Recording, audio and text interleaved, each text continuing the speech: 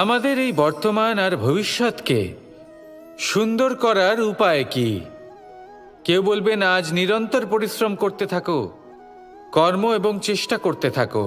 তার থেকেও বেশি গুরুত্বপূর্ণ কিছু আছে, বিগত অতীতের সাথে শান্তি স্থাপনা করা। কারণ অনেক সময় আপনার এই অতীত আপনাকে সামনে অগ্রসর হতেই দেয় না। আর অতীতের এই বিতৃষ্ণা যদি আপনি ভুলতে না পারেন, তাহলে বর্তমানের এই মিষ্টি সুখ আপনি কিভাবে উপভোগ করবেন, ভবিষ্যৎকে কিভাবে সুন্দর বানাবেন? তাই এই অতীতকে ভুলে যান, এর থেকে যা শিক্ষা প্রাপ্ত করার করে নিন, আর বর্তমান এবং ভবিষ্যৎকে আরো সুন্দর করে তুলুন। আর আমার সাথে ভালোবেসে বলুন, রাধা রাধা। জীবনে অনেক সময় আমরা সমস্যার জালে এমনভাবে জড়িয়ে পড়ি যে আমরা বুঝতেই পারি না যে আমাদের কি করা উচিত, কার সাহায্য চাইবো, কার সাথে দেখা করব, বুঝতেই পারি না। অনেক সময় এমন হয় যে সমস্যা আমাদের থেকে শুরু হয় না, অন্য কারোর থেকে শুরু হয়। অনেক সময় এই সময় এমন খেলা খেলে যে আপনি সেই সমস্যায় ফেঁসে যান।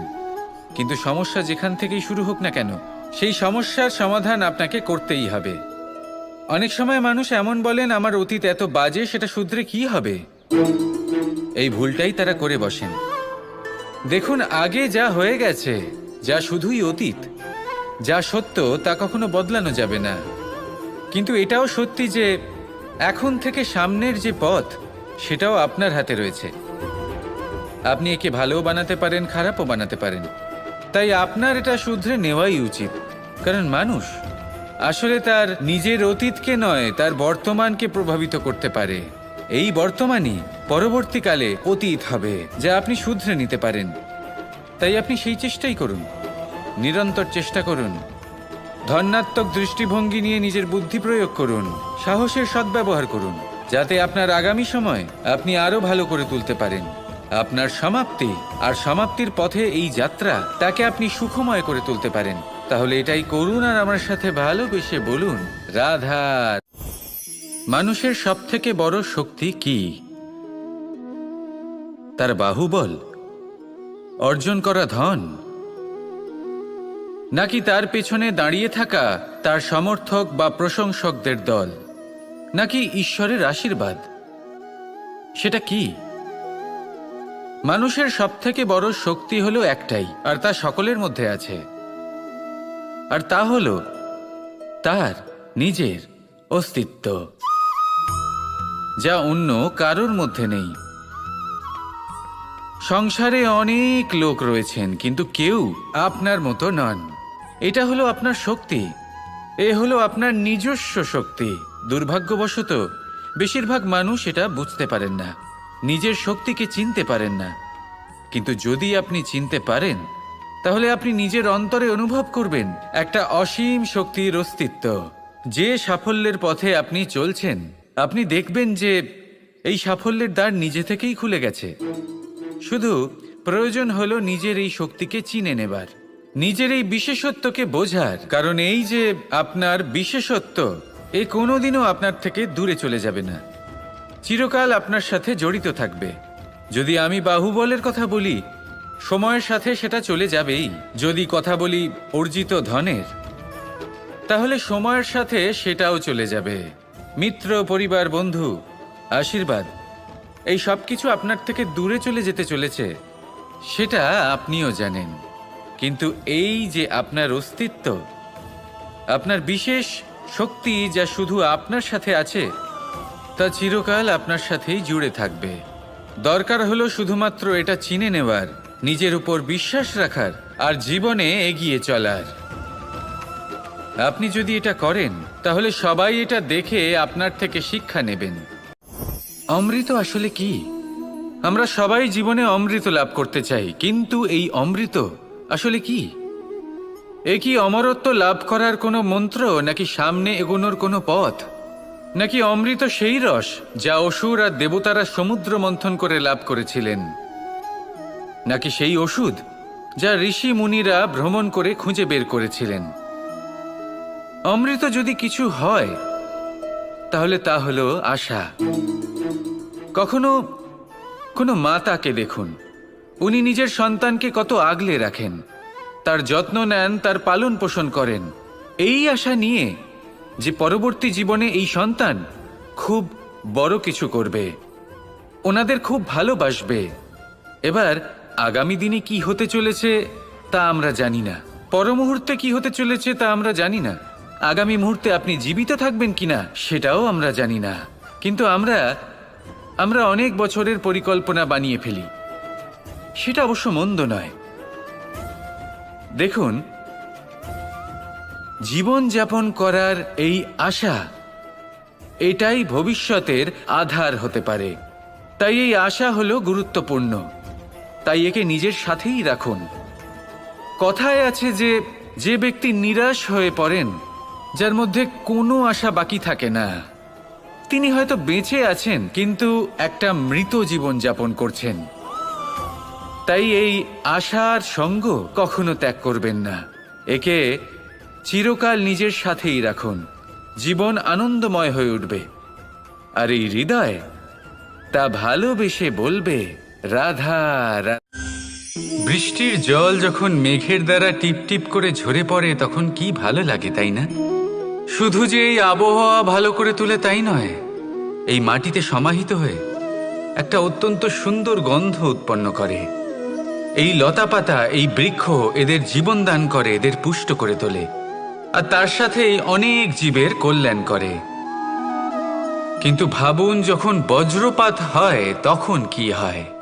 এই সমস্ত জলের ফোঁটা অনিয়ন্ত্রিত হয়ে যায়, একটা ভয়ানক বন্যার রূপ নিয়ে নেয়, যা শুধুমাত্র মহাবিনাশ করে। এর সারমর্ম কি? এর সারমর্ম হলো কর্ম করুন, কিন্তু তার নিয়ন্ত্রণ রেখে। যদি আপনি নিয়ন্ত্রণে না থাকেন, তাহলে আপনিও জীবনরূপী এই বর্ষার পরিবর্তে ভয়ানক বন্যার রূপ ধারণ করবেন। এবার বিকাশ ঘটাবেন নাকি বিনাশ, সিদ্ধান্ত হলো আপনার। যদি বিকাশ ঘটাতে চান, তাহলে নিজের কর্মের সাথে সাথে নিজের মনকেও নিয়ন্ত্রণ করতে শিখুন। এই মনকে সংযত করুন, একে নিয়ন্ত্রণে রাখুন, নিজের কর্মকে নিয়ন্ত্রণে রাখুন, ভারসাম্য বজায় রাখুন, আর আমার সাথে ভালোবেসে বলুন রাধা রাধা। কখনো ঘোড়া আর তার ঘোড়সওয়ারিকে দেখেছেন? ঘোড়ার ডান এবং বাম দিকে যেন একটা পর্দা লাগানো থাকে। তার কারণ কি? যাতে ঘোড়া অন্য কোনো দিকে দেখতে না পায়, শুধুমাত্র সামনে দেখে আর সেই দিকেই এগোতে থাকে। বলতে গেলে এটা খুব সাধারণ ব্যাপার, কিন্তু এর পেছনে খুব বড় এক বিজ্ঞান লুকিয়ে রয়েছে। আপনি যদি জীবনে নিজের লক্ষ্যে পৌঁছতে চান, তাহলে আপনাকে এদিক ওদিক তাকানো বন্ধ করতে হবে, শুধু সামনে নিজের লক্ষ্যের দিকে তাকিয়ে থাকতে হবে। তখনই জীবনে সাফল্য লাভ করবেন। ঘোড়া তো শুধুমাত্র এক পশু, তার উপরে লাগাম পরাতে হয়, চোখের ডান এবং বাম দিকে পর্দা পরিয়ে দেওয়া হয়। আপনি হলেন মানুষ, আপনাকে লাগাম কে পরাবে? কেউ না, এটা আপনাকে নিজেকেই করতে হবে। মনের গভীরে প্রবেশ করুন আর আবেগগুলিকে লাগাম পরান, তাদের নিয়ন্ত্রণ করতে শিখুন। আর নিজের দৃষ্টি সামনে, শুধু নিজের লক্ষ্যের দিকে। মনে রাখবেন, যদি আপনার দৃষ্টি শুধুমাত্র নিজের লক্ষ্যে থাকে, তাহলে লক্ষ্য ভেদ অবশ্যই করবেন। যদি একাগ্রতা এদিক ওদিক চলে যায়, তাহলে লক্ষ্য হারিয়ে যাবে। রাধা রাধা। রাজ্য, শাসন, সাম্রাজ্য, সংস্থাপনা, এগুলিকে সফল কখন বলা যেতে পারে? কোনো কোনো বুদ্ধিজীবী বলেন তখন যখন চারিদিকে শান্তি থাকে, কারোর মনে কোনো প্রশ্ন থাকবে না, শঙ্কা থাকবে না। কিন্তু আমার মনে হয় এটা অনুচিত। কোনো রাজ্যের পক্ষে বা কোনো শাসনকালে সবথেকে বড় সংকট তখন আসে যখন সবথেকে বেশি যোগ্য ব্যক্তি বা সবথেকে বেশি বিদ্বান ব্যক্তিও শুধু মুখদর্শক হয়ে বসে থাকেন। মনে প্রশ্ন আসতে থাকে কিন্তু জিজ্ঞেস করেন না, শঙ্কা উৎপন্ন হয় কিন্তু ব্যক্ত করতে পারেন না। এটা খুবই অনুচিত। এই যে প্রশ্ন, তা আসা খুব ভালো। এই প্রশ্ন অকারণে আসে না, কোনো সমস্যার কারণেই আসে। এই প্রশ্নের দ্বারা আপনি সেই সমস্যাগুলি দেখতে পাবেন যাতে আপনি এতদিন অনভিজ্ঞ ছিলেন। আর যত প্রশ্নের নিবারণ আপনি করবেন, ততই আপনার রাজ্য, আপনার শাসন আরও শ্রেষ্ঠ হয়ে উঠবে। এই প্রশ্ন, এই শঙ্কা, এগুলো আপনাকে সমাধানের চূড়াতে অবশ্যই নিয়ে যাবে। সেই জন্য না প্রশ্ন করা অনুচিত, আর না শঙ্কা ব্যক্ত করা অনুচিত, আর না তিনি মূর্খ যিনি প্রশ্ন করেন, শঙ্কা ব্যক্ত করেন। তাই এনাদের কখনো দূরে করে দেবেন না, এনাদের নিজস্ব মতামত রাখতে দিন। যখন সবাই মিলে একমত হবেন, তখন নিশ্চিত রূপে বলা যায় যে এই রাজ্য, এই শাসন, এই সংস্থাপনা সাফল্যের শিখরে রয়েছে। তাহলে আসুন আর আমার সাথে ভালোবেসে বলুন, রাধা। প্রকৃতি, নিয়তি কখনোই কারোর সাথে পক্ষপাত করে না, প্রত্যেককে জীবনদান দেয়, সমান সুযোগ প্রদান করে। এটা সেই ব্যক্তির উপরে নির্ভর করে যে সে কিভাবে তার থেকে লাভবান হয়ে উঠবে। তার নির্বাচনের উপর নির্ভর করে, তার দৃষ্টিভঙ্গির উপর নির্ভর করে যে সে কতটা ধনাত্মক বা কতটা নেতিবাচক। দুই ধরনের মানুষ হন। এমন কিছু মানুষ হন যারা প্রত্যেক পরিস্থিতি, প্রত্যেক সমস্যা এবং বিপদে সুযোগ খুঁজে বের করেন। আর কিছু এমন মানুষ রয়েছেন যারা যে কোনো সুযোগে কোথাও না কোথাও থেকে একটা সমস্যা খুঁজে বের করেন। এবার আপনি কি চান? আপনি সুযোগ চান, তাহলে সুযোগ পাবেন। আপনি সমস্যা পেতে চান, সমস্যা তো আপনি চাইলেই খুঁজে পাবেন। চয়ন আপনারই, যে আপনি কতটা ধনাত্মক থাকতে চান, কতটা নেতিবাচক থাকতে চান। ধনাত্মক থাকুন, জীবনে সব কিছু সম্ভব হবে। আসুন আর আমার সাথে ভালোবেসে বলুন, রাধা রাধা। যখনই আমরা কথা বলি জলরাশির বিষয়ে, যখন আমরা তুলনা করি, তখন আমাদের খুব ভালো লাগে মিষ্টি সরোবর, পুকুর, নদী। আর আমরা অপেক্ষা করে থাকি সাগরের জন্য, সমুদ্রের জন্য। কেন করি? কারণ এই সাগর, এই সমুদ্র, এ হলো অত্যন্ত বিশাল আর ভয়ানক। এর জলও কিন্তু নোনতা, যা আমরা পান করতে পারি না। কখনো ভেবে দেখেছেন এই সমুদ্রের অন্তরে এই নোনতা জল, এই নোনতা ভাব, এটা আসে কোত্থেকে? এই যে সমুদ্র, যে প্রবাহমান নদীর থেকে যে খনিজ নির্গত হয়, তার ভান্ডার হলো এটা। সেই খনিজকে নিজের অন্তরে গ্রহণ করে, সেই নোনতা ভাব নিজের মধ্যে সমাহিত করে, আর তারপর সেই নোনতা জল বাষ্পে পরিণত হয়ে ওপরে উঠে যায়, যা মেঘ হয়ে আপনার ওপর মিষ্টি বৃষ্টি হয়ে ঝরে পড়ে। এ হলো সমুদ্রের ত্যাগ, যার জন্য আপনি মিষ্টি জল পান করতে পারছেন, সে নদী থেকেই হোক বা সরোবর থেকে। সেই জন্যই হয়তো সাগর হলো এত মহান, হয়তো সেই জন্যই রত্ন সাগরে পাওয়া যায়। তাই মনে রাখবেন, ক্ষমতা তারই হয় যে ত্যাগ করতে জানে, কোনো বিষকে নিজের মধ্যে ধারণ করে নিতে জানে। তাহলে আপনিও এটাই করুন, এতটাই শক্তিশালী হয়ে উঠুন, আর আমার সাথে ভালোবেসে বলুন, রাধা রাধা। বৃষ্টির ফোঁটা কত ছোট, কিন্তু সাগর কত বড়। হিমখণ্ড কত ছোট, হিমালয় কত বড়। কত পার্থক্য আছে দেখুন। দশরথ পুত্র রাম আর শ্রীরাম, দেখুন একটা ফোঁটা একসাথে মিলিত হয়ে তখন এই বিশাল সাগর তৈরি হয়। সকল হিমখণ্ড যখন একসাথে মিলিত হয়, তখন এই বিশাল মহান হিমালয় গঠিত হয়।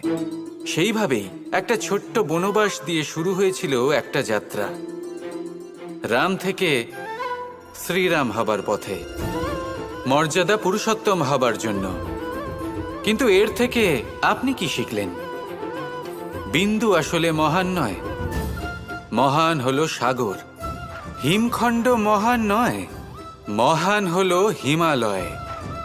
অর্থাৎ কোনো মহান কাজ করার জন্য বা মহান হবার জন্য আপনাকে আরম্ভ করতে হবে ছোট থেকে। একটা অত্যন্ত সরল কিন্তু একটা গুরুত্বপূর্ণ কথা আমি আপনাকে বলতে চাই। দেখুন, আরম্ভ করার জন্য প্রথমেই আপনার মহান হবার কোনো প্রয়োজন নেই, কিন্তু হ্যাঁ, মহান হবার জন্য প্রথমে আরম্ভ করা অত্যন্ত প্রয়োজনীয়। আপনি যদি শুরুই না করেন তাহলে কখনো মহান হতেই পারবেন না। প্রকৃত নিষ্ঠা দ্বারা আরম্ভ করুন। আপনার পদক্ষেপ, আপনার কর্ম যতই ক্ষুদ্র হোক না কেন, তা করতে থাকুন, নিরন্তর চেষ্টা করতে থাকুন। তারপর দেখবেন এই যে মহানুভবতা নিজে পথ চলে আপনার কাছে আসবে। জীবন, এই জীবন আসলে কি? এ হলো জন্ম থেকে মৃত্যু পর্যন্ত এই সময়। কিছু মানুষ এটা বলে থাকেন যে এই যে নিঃশ্বাস নিচ্ছি, এই হলো জীবন। আর প্রত্যেক ব্যক্তি, প্রত্যেক প্রাণী, তাদের নিঃশ্বাস নির্ধারিত থাকে, নির্দিষ্ট হয়ে থাকে। তাকে সেই নির্ধারিত নিঃশ্বাস নিতেই হয়। তারপর তিনি মৃত্যু লাভ করেন। কিন্তু এটা কি সত্যি? সত্যি কি মনুষ্য জীবন এই নিঃশ্বাসের উপর নির্ধারিত থাকে? এই নিঃশ্বাসের গণনাই কি মনুষ্য জীবনের অস্তিত্ব? কখনোই নয়। মনুষ্য জীবন শুধু কিছু নিঃশ্বাস নয় যা একদিন থেমে যাবে। মনুষ্য জীবন হলো সেই নিঃশ্বাসের মধ্যেকার সেই সময় যা দেখে অন্য কারোর নিঃশ্বাস স্তব্ধ হয়ে যেতে পারে। সেই মুহূর্ত যেখানে মানুষ আপনার মধ্যে সেই প্রেম দেখতে পারে, আপনার সাহস দেখতে পারে, আপনার শক্তি দেখতে পারে, আপনার চেষ্টা দেখতে পারে, আপনার পরিশ্রম দেখতে পারে, অন্যায় আর দুর্নীতির বিরুদ্ধে আপনার যুদ্ধ দেখতে পারে। জীবনে গুরুত্বপূর্ণ সেই মুহূর্ত, সেই সময় যেটা আপনি বেঁচে আছেন। সেই সময়ে আপনি এই সংসারের অন্য ব্যক্তিদের জীবন বাঁচার একটা দিশা দেখাতে পারেন, একটা প্রেরণা যোগাতে পারেন, শক্তি দিতে পারেন, আশা দিতে পারেন। তাই জীবনে এটাই করুন। এমন একটা জীবন যাপন করুন যা অন্যের জন্য আদর্শ হয়ে থাকে। এটাই করুন আর আমার সাথে ভালোবেসে বলুন, রাধা রাধা।